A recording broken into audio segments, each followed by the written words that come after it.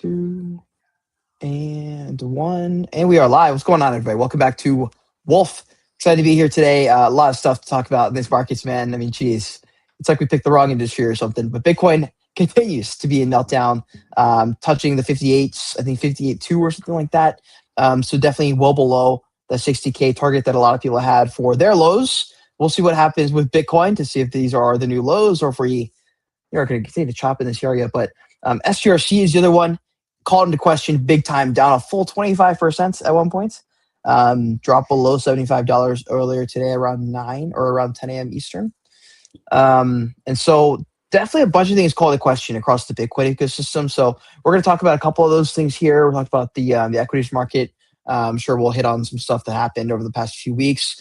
Obviously, we have a new Fed chair. And so there's been some updates in terms of the macro as well with the oil crisis. And so a bunch of moving parts. And so we got the legend himself, Mr. Roberts, on the panel today to talk about all the things. So Robert, it's great to have you, man. We'd love to get into these markets a little bit and talk about the things you're seeing. We're going to have lots of charts pulled up here as well, guys, all the way from TradingView to charts that we have pulled up on public.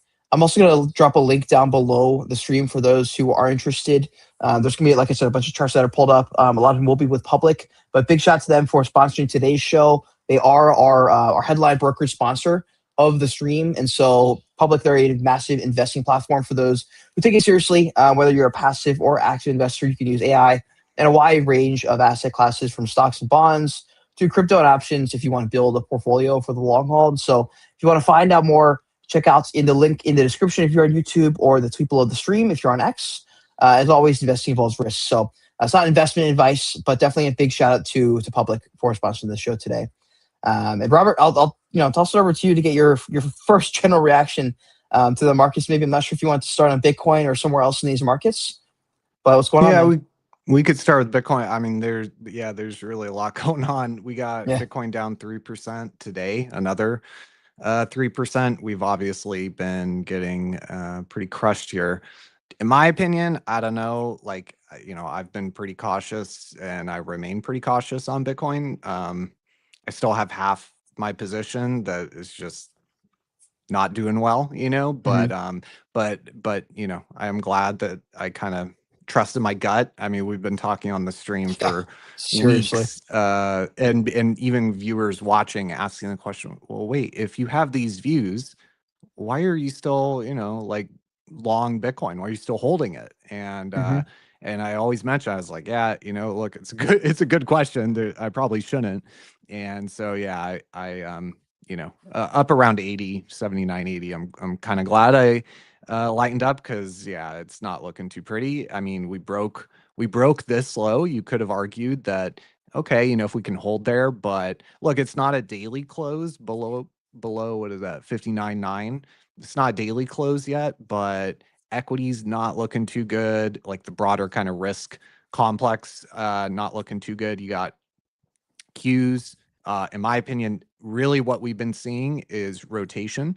So here, probably better to look at MAGs. So this has been, the trade. Well, on a year-to-date basis, the MAG 7 is down.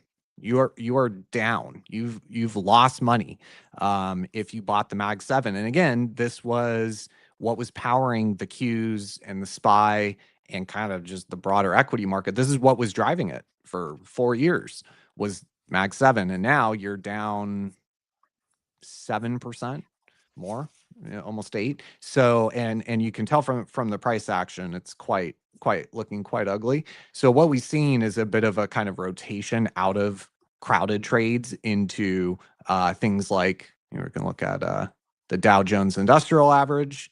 Looks pretty good. You know what I mean? This chart looks way better in my opinion now today, topping tail and all that kind of thing, not great, but better, much better. You're up.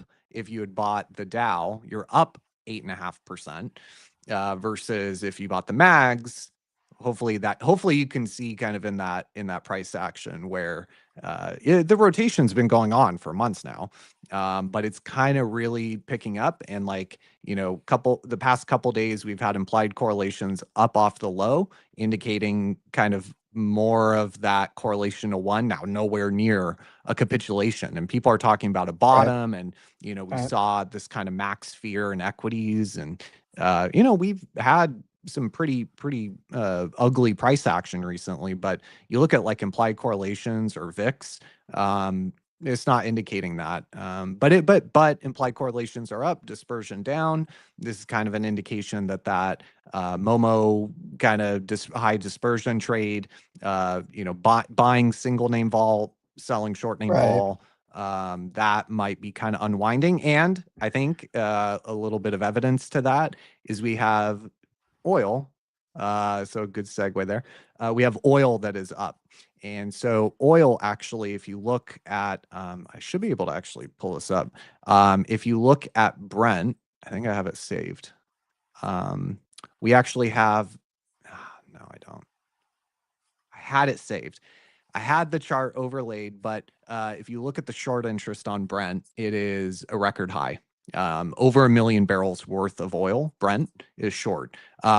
So, usually when you get to that level of kind of extreme positioning, number one, if you look at the positioning, right, short interest through the roof. I mean, literally the line is vertical. I've posted it if people are curious.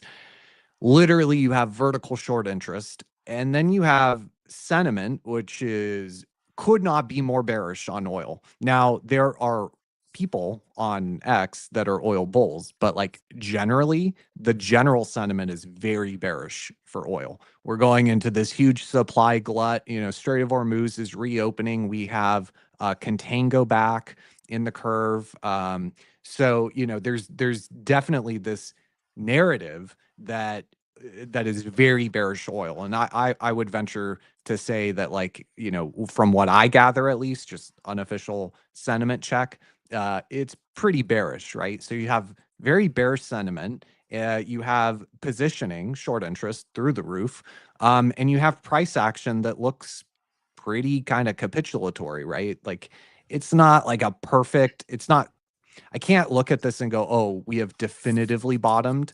But you have a really sharp sell-off. If you look on the daily RSI, it's at like 25, I think. I mean, it's pretty oversold. It's actually the most oversold going back to 2020, right? During COVID, where the global economy shut down and oil went to negative 34. That period of time, that was the last time that we were this oversold. So, all that, and then you mix in a potential like VAR shock where everything gets unwound. The fact that oil is up today and it's kind of up in a short squeeze kind of fashion, right? You got that kind of like parabola, right? Parabolic kind of move. The fact you have that, and you have, Mag 7 crushed down 2%, just looking really, really bad. You have that, you have Apple. There was some price hikes on Apple equipment that is dragging Mag 7, but you kind of get the feel of like an unwind, and a bit of a VAR shock. With implied correlations up, obviously VIX was up a lot more earlier. So you had VIX, going vertical at open. You had SPY and Qs. I mean, the price action this morning was like something was someone was getting margin called, or something was unwinding, because I mean, that open, I got puts at open and I made money on it, you know what I mean? But it was pretty gnarly. And you have oil squeezing, you have implied correlations, and VIX just going vertical, so I think that there's kind of a bit of that going on, if I had to guess. And obviously, very high beta stuff within the kind of Momo speculative kind of corners. Like Bitcoin is getting really crushed. And then, of course, that bleeds into their total, or the total Bitcoin universe, with strategy and STRC. And we're in a bear market. The money market fund, STRC, is in a bear market. Yeah. Just like, those words are crazy. You tell anyone on Wall Street, oh yeah, your money market fund's about to go into a bear market, they'd be like, what? These lines show you what a real money market is. Money markets do not go into bear markets. money market funds. So yeah, we're in a technical bear market. We're down below 80. Pressure definitely on STRC. Whether it's deserved or not, I don't know. I don't really have like, I'm not short, I'm not long. Yeah, I don't really know where it goes from here. My only real issue with STRC and the kind of strategy, again, I'm not short. I don't think or hope that it's going to zero. Yeah. Number one, I don't really think it will. I lean more like, and I've said that for the entire time I've been skeptical of strategy and the whole complex. The entire time I've said, you remember, oh yeah, there will be a time to go long, right? So I'm not like, I don't hate it. I certainly don't hate the people that are in it. If anything, I'm just, when I talk about strategy or STRC and get everyone all losing their mind, I'm only doing it because I know real people that had reached out to me and asked, and they were talking about putting serious money into STRC, because it was marketed incorrectly. I'm not going to say the F word, but it was marketed completely recklessly, I guess we could say. It was Yeah. marketed as a money market fund and like a bond. It's not a bond.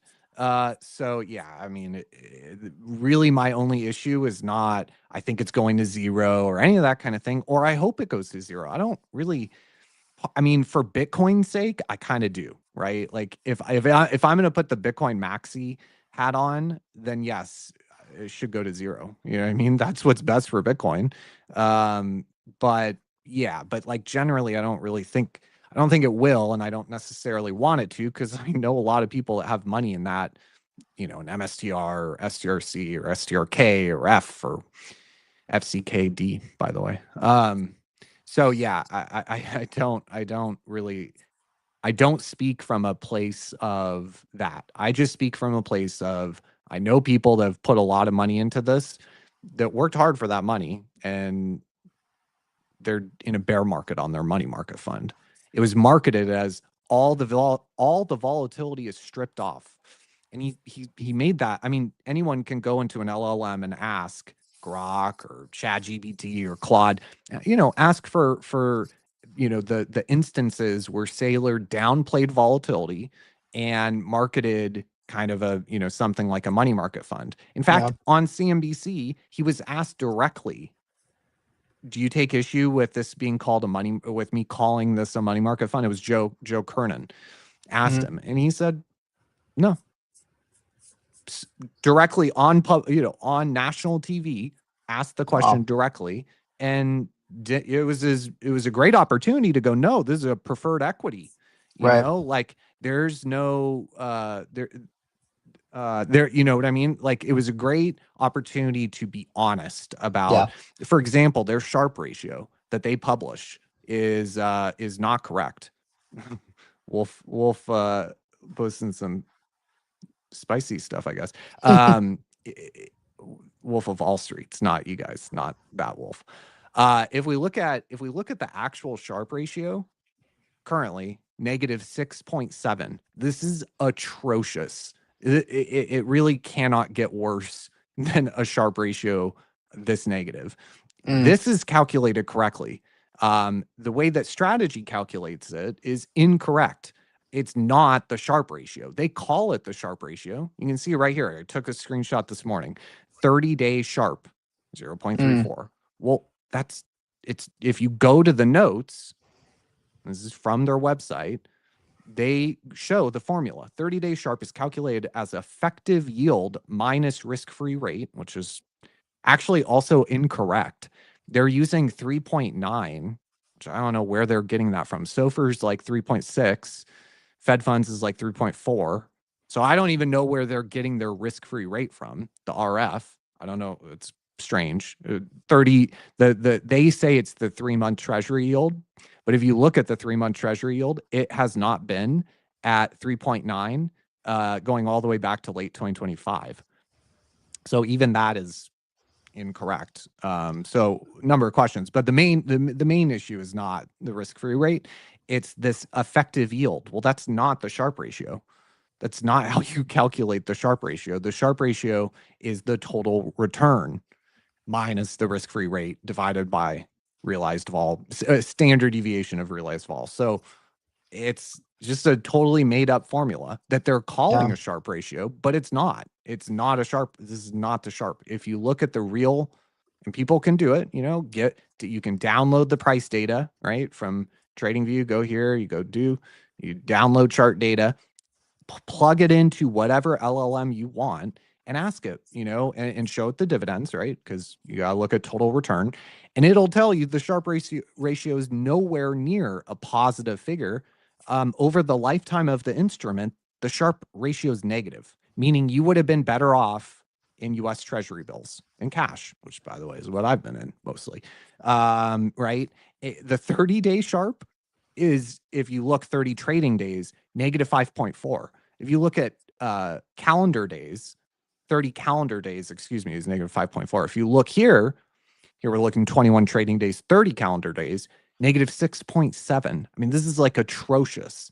And it would be one thing if it was MSTR, the stock, right? Because, it's an equity, and you kind of know you're taking a levered bet on Bitcoin, and Bitcoin's volatile, and, he's running this scheme and all. Like, you kind of know there's risk with a big drawdown, because really the thing for me is just the misleading statements about risk.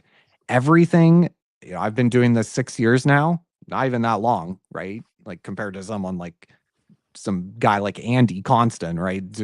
70 years or something. I don't know. You know what I mean? Like, these veteran people would confirm what I'm about to say, which is everything in markets is about risk.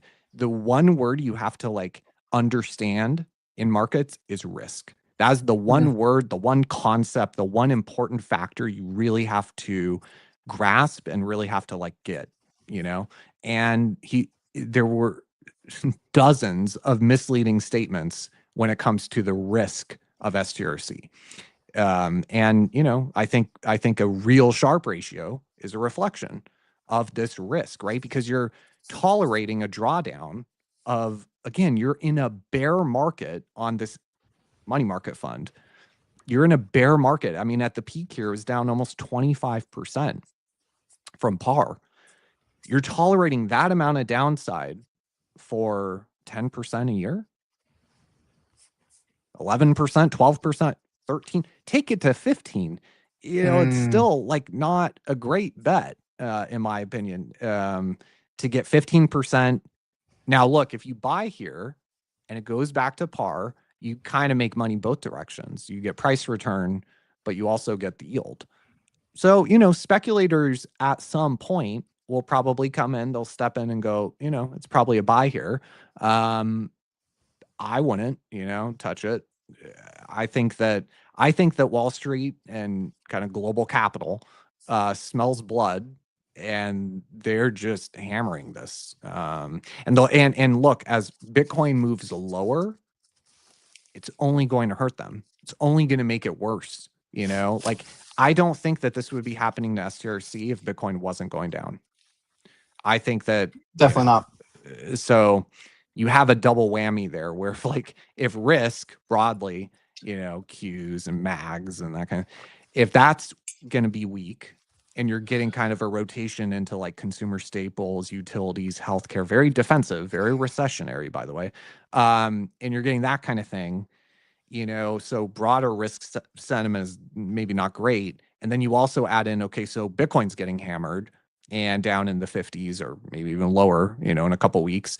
Then that's going to hammer strategy, regardless of the business model, regardless of the. And everyone can see it is the problem. It's like having windows that go from the ceiling to the ground. Everyone can see from the outside, and they're all like, "I'm not gonna get into that." I think that thing's supposed to be like this, and it looks like this, and that other thing is pegged to looks like this. And it's going down. I'm not getting into this one. Yeah, it's not a good flywheel, dude. It's like Sailor is great. He's like a rally guy. He's great going into the rally, right? You're about to start the game. Everyone's excited, but then the second halftime rolls around. People start getting a little tired. He's not the guy you want to turn to because he's still saying like, let's do some lines. You know, you're like, dude, no, like we Yeah. are trying to go home. And he's like, what are you talking about? Because it's just like some of the terms that like and the way they describe things, they almost only work because of the momentum that they have, you know? Like they'll Yeah. say things and they rely on the momentum sometimes of the Maxi community to propel them through on certain uncomfortable subjects that don't quite make sense. Like, for example, when he evaded the question, hey, do you want to show proof of reserves? And he just kind of didn't answer the question. Everyone sort of made it kind of big of a big deal for like a couple days. And then we all forgot about it and said, well, you know, like he probably has it. It's probably fine. We'll move on to the next thing he makes everybody mad about. And then he's introduced like 10 things since then. It's just kind of wild to see happen in real time. Yeah, he's making up all this stuff, you know? I know, dude, he It's just is. made up. No. I mean, yeah, look, MSTR Do down. you think he's done? Have you seen those comments of people say you're now a net negative to the space versus that you're a net Yeah. positive? Oh Do yeah, you yeah, for think? sure. I'm 100%. Because in my head, I still Definitely think. negative. Okay. So you think broadly, all the way from beginning to end of Bitcoin, you think he's a net negative on the space? Not negative, yeah, Got it. for sure. Interesting. Okay. Yeah. Wow. Oh, for Yeah, sure. he's Oh, it's not even oh, close. Okay. Okay. not Got even it. close. I All mean, right. I'm curious I to see what other people think. I'm going to start asking people because I've got a very mixed yeah. bag of opinions. I would have never called myself a Bitcoin maybe not never, but recent history, I wouldn't have said I'm a Bitcoin maxi. But Mm, watching what he's doing is making me one. You know what I mean? mm, Because I like Bitcoin. You know what I mean? I like it. I'm very bullish, long term.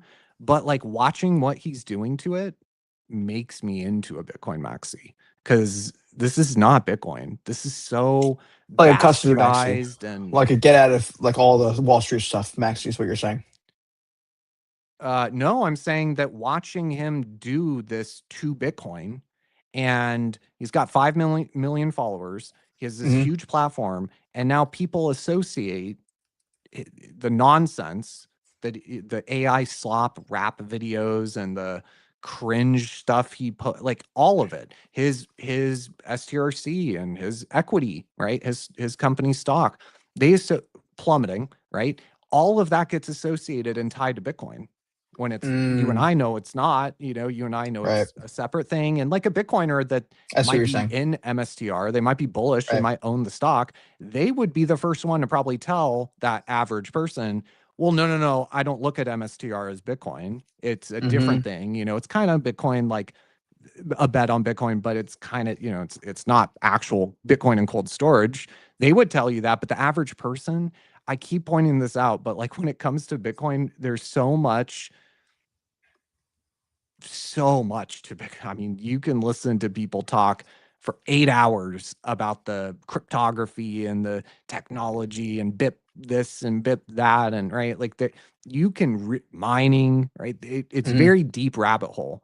And I feel like I'm fairly well down it by now, but it's a fairly deep rabbit hole that the average person has no understand, like ability to understand.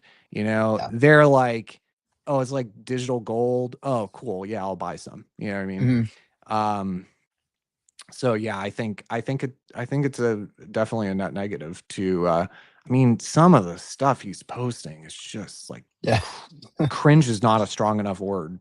Um, and look, I personally I don't like the concentration. I don't like that Bitcoin is going to be getting hammered like it is. Part of the reason Bitcoin is getting hammered for sure is questions about Michael Saylor. And it's a reflexive Mm, loop. The lower Bitcoin goes in fear of Michael Saylor blowing up or having to dump 5 billion of Bitcoin or whatever hmm. the perception is.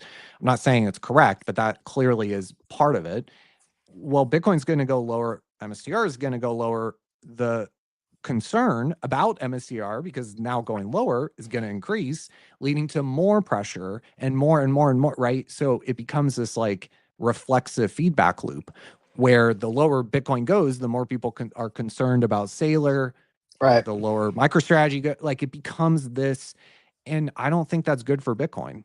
I don't think we should Yeah. have that kind of, yeah. Yeah. That's actually a pretty good thesis. I guess in my head, like, Yeah, I think maybe part of it's just like a personal like wanting to believe that he's just getting caught up with things. He's just trying to do his best for everything and everyone involved, kind of thing. Um, because I guess because when I was first getting into Bitcoin, a lot of the ways I was able to get myself as much knowledge about Bitcoin as I could as fast as possible. I watched that Bitcoin with Robert Breedlove series with Sailor, and so I got that like OG Sailor. Like I got to see what Yeah. he was before all the Wall Street Sailor stuff. Yeah. And and I really do believe he believes those things. Like I think he believes that the stuff he says about Bitcoin and the stuff he said about Bitcoin back in the day when he was trying to get into where he is now. But you still have to practice those things, right? And right now he's in full game mode for this other game, digital credit, and It's it is what it nonsense. is. I just think, I guess the reason in my head, I guess I haven't fully written him off, is that I believe that he believes what he's building is I as think that's important probably or on true. par Yeah. using a instrument that is Bitcoin that he also believes is as amazing as it is. I I think just that's think that probably I'm true. like, I think the only big mistake is that like when you do that and you play in this game, the people that end up being sacrificed are the shareholders. So when he's like, "Hey, like ride this out with me at $13 a share," you're like, "Brother, wait, you can't ask that. Like you're asking people to watch their net worth go down 90%." Yeah. I'm like, do you understand? Like you saying that as the chairman and CEO who's worth $1 bajillion is not the same thing. And I feel like that's like, I don't know. I feel like that's lost on him or something, and it shouldn't be because that seems like it should be relatively obvious. Yeah. So, I think I think he's pretty, I mean, I see the tism with him, yeah, first of all. for sure, So for sure. I think he's very smart, Yeah. but I think he's yeah, I think he's different. He's just different from the sailor I was listening to in Yeah. 21, 22, maybe 23. He's different. You can tell. I Yeah. know we talked about it in maybe earlier this year, maybe like the turn of the year. Mhm. I kind of pointed out, I was like, yeah, I was watching this interview with Sailor and he just seemed way different. You know, I think it was the yeah, we were talking about the Danny Knowles interview, right? Where he like totally Mm. um and I Yep, was I like, yeah, remember. he just seems different. It's He got not mad. yeah, you got really defensive Yeah, and really it's like yeah, when he I did that, just everyone was kind of like, something changed. yeah, Something changed. All the financialization and like all these instruments and I think like it's a bit sunken cost fallacy yeah, in a way. Partly, I think is part of it, but then I also think that he's just kind of like spiraling, you yeah, know, which is unfortunate. But again, I think that like the lower it goes, the better it is for Bitcoin. Like I think that because 4% of the supply, that's not nothing. That's pretty yeah. substantial amount of the supply to be held by one party. And so, I think that there's concern about that, and he's levered. And there's definitely the market believes that there is stress, right? Or that there is a Mhm. potential for stress, which could lead to Bitcoin selling, which is why Bitcoin is part of why Bitcoin's getting pressured. It's not the only reason, but it's part of why Bitcoin's getting pressured. So, you like play all that out and you kind of, yeah, I think it would probably be very good for Bitcoin if he did blow up. I don't think he's going to, but Well, one of the things people have said is they're like, man, can he like I did a stream with this guy named Thomas, a really smart guy in the macro world as well, and he was like, I was like, what would you have Sailor do if you could be a birdie on his shoulder? And he was like, honestly, I would tell Sailor to get a girlfriend, go onto a beach, and don't come back for about a year. yeah, And please just stop talking, stop going on shows, stop creating things, stop going on ChatGPT. He's like, just stop touching stuff. He goes, just sit down and just don't look at anybody. Because if you did that for a year, we would probably fix this. He goes, but if you don't, we will probably blow up. And I was like, yeah. Ah. I mean, dude, strategy is at $87 right now. I mean, yeah. The $1,000 MNAV, look, strategy. if Who you remembers? calculate the MNAV correctly, it's below 1. And Didn't he do you something know, the other day? Didn't he buy Bitcoin when he wasn't supposed to? Like the MNAV dropped below wasn't a certain supposed to number, and it was something like like in that scenario, he's supposed to buy cash or he's supposed to do something else, but buy his instead own he did stock. something. I forget what it Yeah, was. It's something, and buy his everyone was stock. like, "Wait a minute!" And like you were supposed to do that, and you just didn't do it, and then they just never acknowledged it. I was just like, I feel like this is just going to become the norm. Yeah, We're just gonna, it's the just going main to thing become that. people yeah, the main thing that people were really having issue with is buying the convertibles notes back when with the Mm, cash, where it was like, oh, we thought this cash was supposed to go for the dividends. Why are you using got it it. to pay? Yeah, but he could have also bought Bitcoin if. But look, I think their official MNAV hasn't dipped below 1.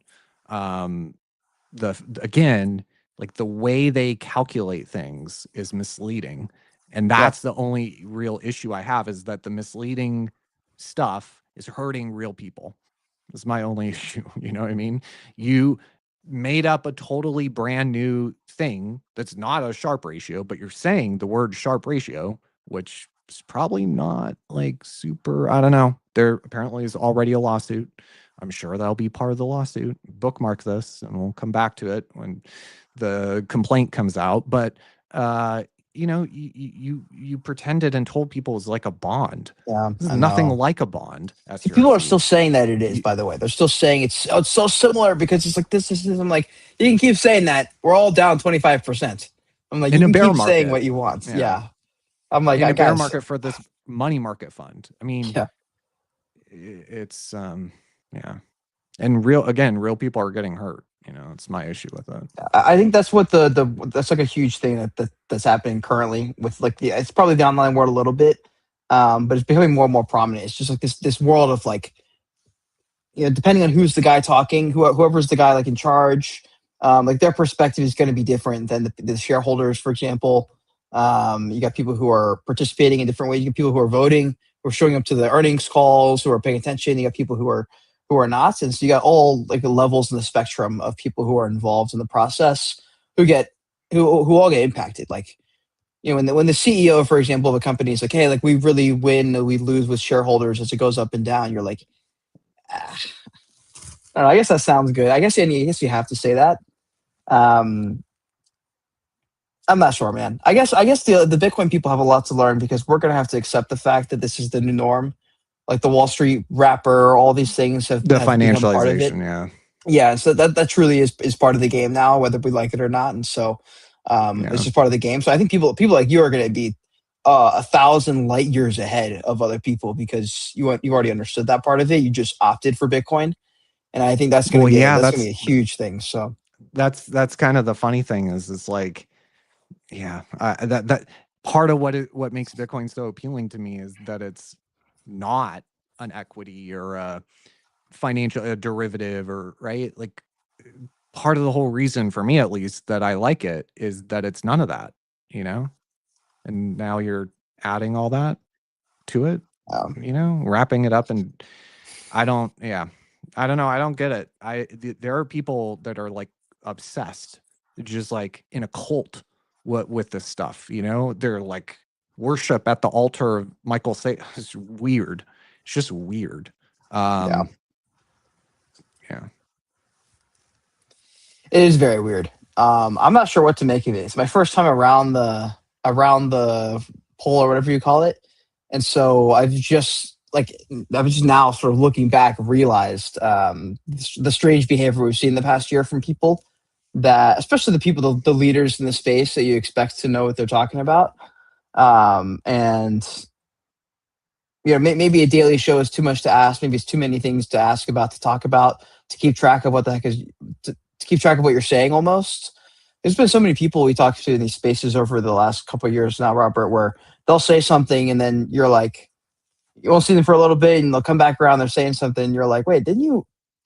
I feel like you were just saying like the opposite thing, like just a few weeks ago. Like, no, no, no, no, no. And so we get a lot of that. And unfortunately, like those people are listened to by so many people on Yeah. X, and Yeah. they'll full port based off people's opinions on X, which is also a stupid decision. But it's like, where else are you going to go? Like, those are the people talking about it. Like, those are There's supposed to some be the ones you can pretty trust. there's some pretty nonsense stuff. Like I'm not trying to like drag this guy. It's not a small account, so I don't really feel that bad. He's bigger. Yeah. His account is bigger. But his name is Dude Who Invests. And Hmm. he had put out a post yesterday that was like, stocks are down, crypto's down, gold is down. Where's the money? Bond yields are down. Where's all the money going? And it's like, Hmm. dude, what? Bonds are getting bonds. It's bonds. You said yourself, bond yields are down. And this guy's name is Dude Who Invests. You know what I mean? And so there's just like, and then in the Bitcoin world, there's, all sorts of kind of nonsense that, these people have lots of followers, you know, Yeah. and they couldn't tell you what a convertible note is, or how these income MSTY products work, or Yeah. it's just people. I mean, my hope was to like help people learn, about this crazy world of finance and economics and stuff, and I think that, I think effort to educate is good. But yeah, when I see people like doing what you're describing, it's unfortunate because real people get hurt, Yeah. going back to the They do. STRC thing. Real people get hurt. And right now the oil shorts are definitely getting hurt. I'll tell you that much. They're They starting definitely to are. really squeeze here. What do you think they can get to? I'm not sure. I mean, my USO calls are in profit. So I don't know. Yeah, a lot of people, Mid I think. 80s, Oh, okay. Got it. Got it. maybe 80. I mean, there's a gap here on Brent Sure. Sure. at up to like 87. Yeah, like mid 80s probably. Yeah. If I had to guess, I don't know. I'm just kind of in it. Like Right. my oil trade has just become a like. I'm just gonna let it. I'm just gonna let it rip. I mean, Let it I oscillate. got my cost basis down. If this is the low, then my Yeah. cost basis is very near to the low. So if we start to rip here, I'm gonna try to let it run. But yeah, I'm not sure. Just kind of like I'm trusting the people that count the barrels, what they're Right. saying, and they're all like, this is crazy. This is the most. There's a good scatter plot put out by HFI that showed inventories relative to Brent price. Hmm. And it was just this like one dot way outside the the mean, the fit. It was just this one dot where we have these crazy low inventories, and prices are falling, like plummeting, right? It's just weird. So Yeah. And no, it's kind of an insane time to be alive. I mean, see oil. I guess we've had to adjust pretty fast. And I wish I knew what like non-ex people were doing. Like I'm gonna see my grandparents in a few weeks, I think here. And my grandpa's he's like a big investor. He's just a dude who invests. And so, but I guess he did very well way back in the day. He had a couple of big stock picks that ended up having some stock splits. I guess he had a crazy run, and just kind of rode off with that, and then retired off it. So I'm trying to pick up on his alpha. But I'm gonna get his thoughts on like these markets and see how just a regular person is reacting, because he really just watches Fox Business. He just watches TV. He's going to be aware of the talking heads we're aware of, but he doesn't get any of the nuance that we get on X from people like you who do independent research. And you're not CNBC and Fox Business, they're not airing Robert to talk about the fact that none of these numbers make sense, and what about that thing that's broken over there, and like they don't want to hear about that. They don't want Robert poking holes into what they've got going on because that's putting money in their pockets. So yeah. I'm really curious to see what the average person is thinking when they see oil moving like this, when they see gold dropping, 1,000 bucks. Like, I don't know what they think about this type of thing, but it has Well, to be look, crazy to them. the dollar's been very strong. We had a hawkish Fed, a very hawkish Fed, that we Mm, talked about last week, and like 8 of the 9 members are forecasting 2 or more hikes.